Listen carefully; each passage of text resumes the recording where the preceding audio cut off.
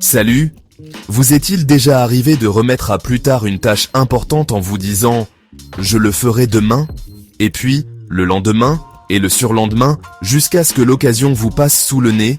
Si oui, vous êtes peut-être pris au piège invisible de la procrastination. Alors, qu'est-ce que la procrastination, exactement? C'est cette tendance à tout remettre au lendemain, à éviter de faire ce que vous savez que vous devez faire, en trouvant des excuses ou des distractions à la place. Mais attention, ce n'est pas sans conséquence. La procrastination détruit lentement votre vie. Elle engendre stress et anxiété à mesure que les tâches s'accumulent, occasions manquées, sentiments d'échec et de culpabilité, et une baisse de productivité qui vous laisse dans l'impasse. Et pire, elle affecte même votre relation avec Dieu. Que dit la Bible à propos de la procrastination? Ce n'est pas juste une mauvaise habitude, c'est un piège spirituel. Elle vole votre temps, votre efficacité et vous empêche d'accomplir la volonté de Dieu. Dans Proverbes 6, 9, 11, il est écrit « Jusqu'à quand, paresseux, resteras-tu couché? Quand te lèveras-tu de ton sommeil? Un peu de sommeil, un peu d'assoupissement, un peu croiser les mains pour dormir.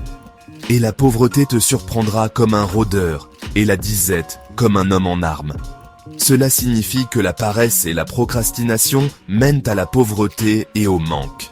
Et dans Ecclésiaste 11, 4, celui qui observe le vent ne sèmera point, et celui qui regarde les nuages ne moissonnera point.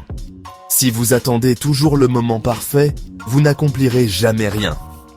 Alors, la procrastination est-elle une maladie spirituelle? Bien que ce ne soit pas une maladie physique, cela peut être un blocage spirituel.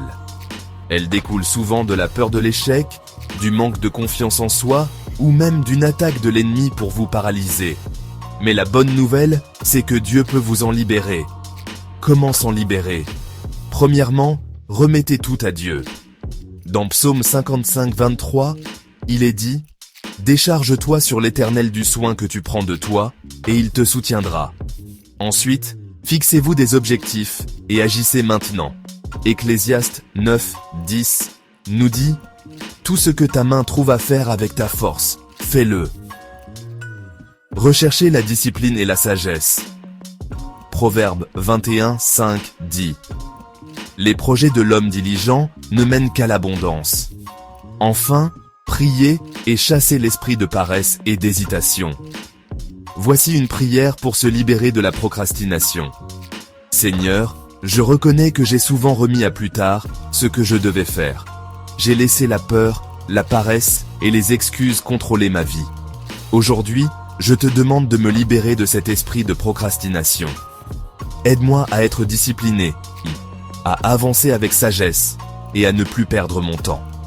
Remplis-moi de force et de motivation et que j'accomplisse ta volonté sans tarder.